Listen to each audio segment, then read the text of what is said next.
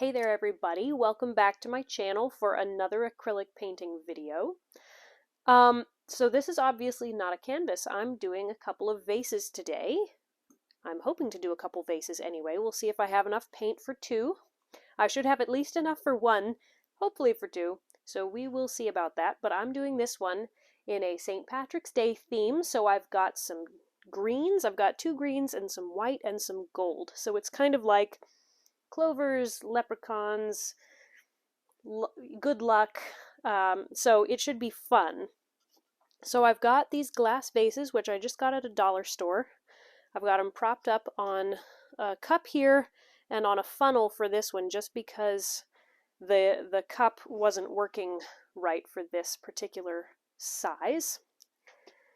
All of my paint is mixed with apple barrel pouring medium. I have found that that is my favorite pouring medium for doing vases because it really, the colors, I don't know, they don't get muddy. The layers stay really well with apple barrel pouring medium, even on the vertical surface of a vase. And then I'm using this split cup. I'm going to be pouring it out of the split cup. This is my first time trying it, so I'm very excited. It's got 4 slots. It's an 8-ounce cup total, so each slot will hold about 2 ounces of paint. I only have 1 to 1.5 ounces of each color of paint, so I'm hoping that's enough. I'll start with this one, and then hopefully there's enough paint that I can also do this one. So I have this spring green color. So when I mix with apple barrel pouring medium, I just put my paint in the cup and then add the pouring medium until it reaches the consistency that I want. This is spring green that I added some phthalo green to, so it's more of a Kelly green. I don't know, it's maybe a little bit more muted than a Kelly green. So when I'm mixing with apple barrel pouring medium, I don't have a particular ratio that I use. I just mix it kind of by eye. Oh, I've got a lump here. Let me pull that out. Don't want lumps in your paint. Alright, so there's my gold. Let's put it into the cup. So I'm going to put my white into one of these middle sections because I want it to help keep those colors separated.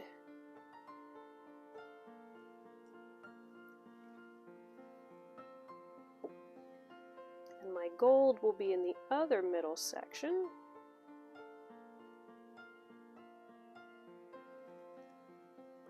I don't have as much gold as I do of white, so hopefully there's enough. Then I'll have the spring green over on this side.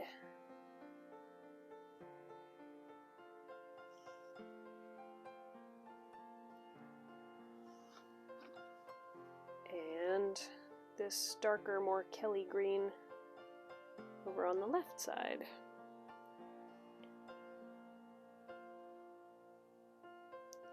So yeah, I've never used a split cup before. If you don't have a split cup, the way that I've done vases is to layer your paint, stack it like a ring pour or a flip cup or something, and then you just pinch the top of the cup so you've got that nice little spout and you pour it out from there. So with vases, I really like the ring pour style because then you get all those layers coming down. So I want to mix it up a little bit today and try almost like a fig. I want to make it like inspired by a 4-leafed clover. And I don't know exactly how to describe it. If you imagine that this is the top of the vase, I want to do it kind of like in a figure 8 pattern, but then after a couple passes, switch it so the 8's going the other direction, and then switch it back. Do you see that? How it's getting kind of 4? Maybe you can't. Unfortunately, you won't be able to see it on the top of the vase, but hopefully it'll make this really cool effect as it flows down. So let me just shift this out of the way.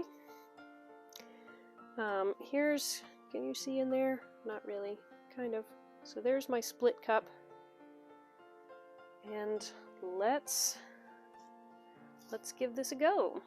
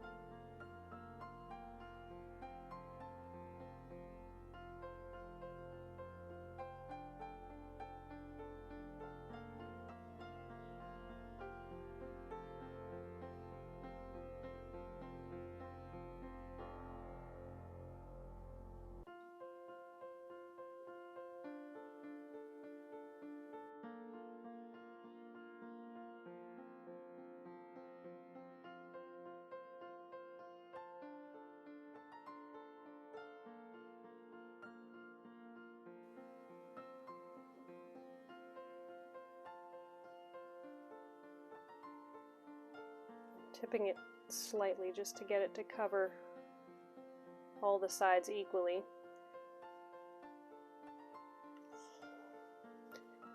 Just gonna pick up some of this extra paint and help cover these bits that aren't covered all the way.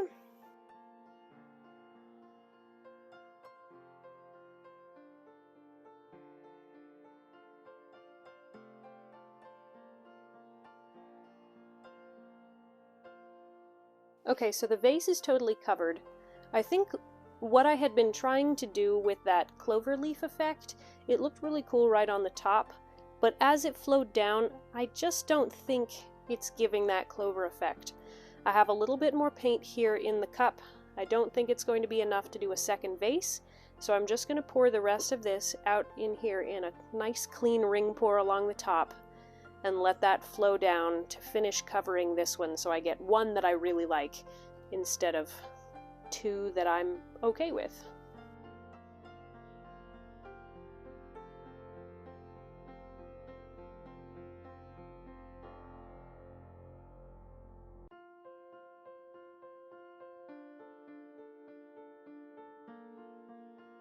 Well, just as I had feared, I don't really have enough paint in here. I didn't scrape out all my cups really well, so let me do that. Let me fill up my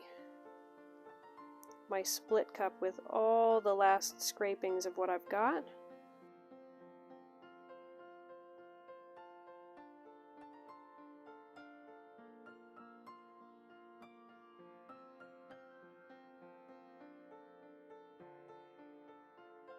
Alright, let's take these last bits of paint and pour it out.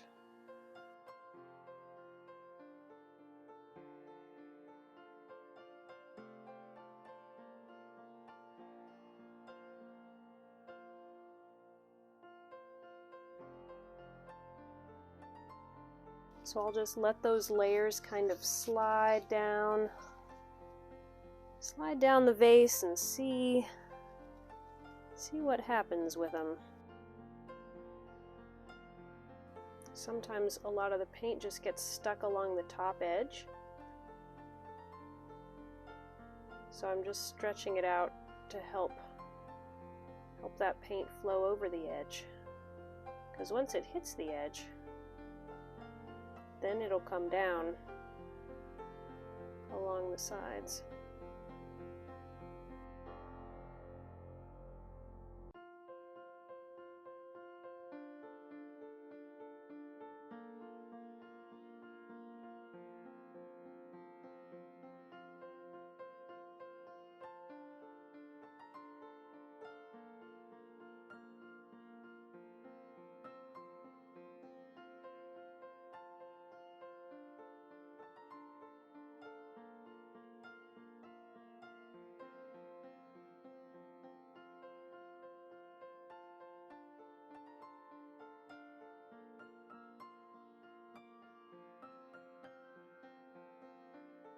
Alright, so this vase has had some time for all of the paint to stretch out, and it'll continue to stretch a bit and drip for a little while.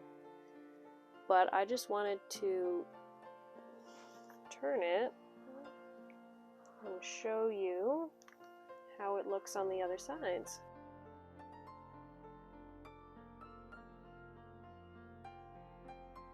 Okay, so the vase is dry. It's had about a week to dry. With the apple barrel pouring medium, it can seem dry to the touch, but it's still almost tacky, so I wait until it's not at all sticky when you touch it before you handle it. Anyway, it's looking great. My paint split a little bit. I can't tell. Let me see if I can get it to focus better. I don't know if you can see. There are some areas where the paint did not, it's like it split, and I don't know why exactly it did that. Maybe my paint was too old, or it was too thin, or it was too thick, or it wasn't mixed right. I don't know exactly why. I did a little bit of just touching up with a brush, and I think from a distance you cannot see it enough for it to make a huge difference. But it looks really cool there with that metallic gold. I think this is the prettiest side. And then around on the other side, it's much more green. There's not as much layered definition, but it is still pretty, especially this. Love that. So, very cool look. I will show you how I seal this, how I spray it, and get it all finished. But I want to give it another week at least to cure before I spray it, to make sure that my paint is fully cured. Alright, so I'll show you the next step. Okay, here we go. The vase is dry.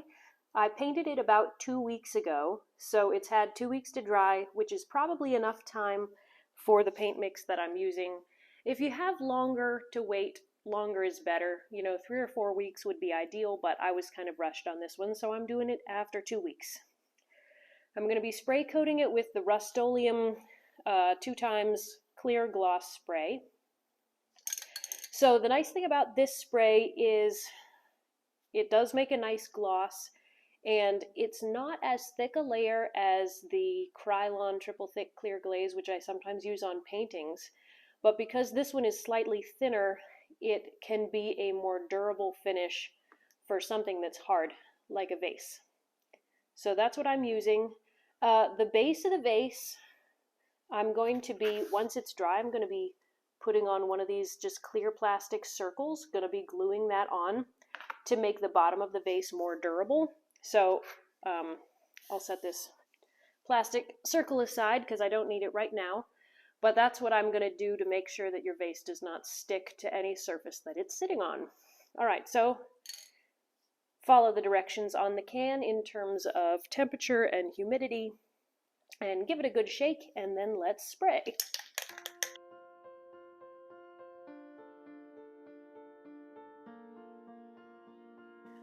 So I want to put on enough that you can't see the airbrush texture, that it's a nice smooth coat, but not so much that it starts to run down, because we don't want drip marks. All right, let's go.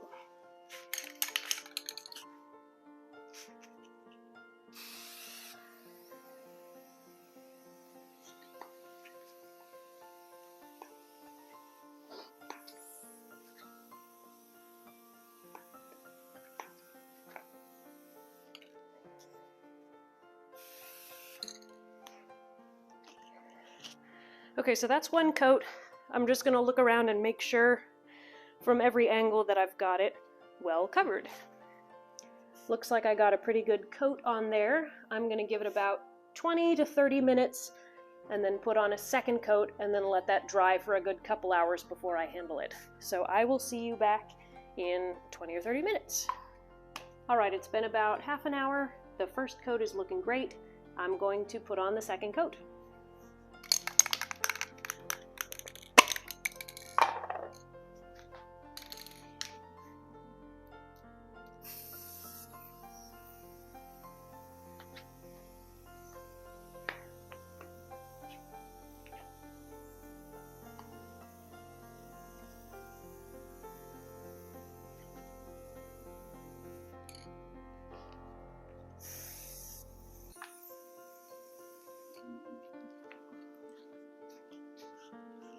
Okay, and now I'll let this just sit still to dry for an hour, maybe 2, before I move it, and then let it cure for a full 24 hours before I handle it. All right, so here it is, all finished.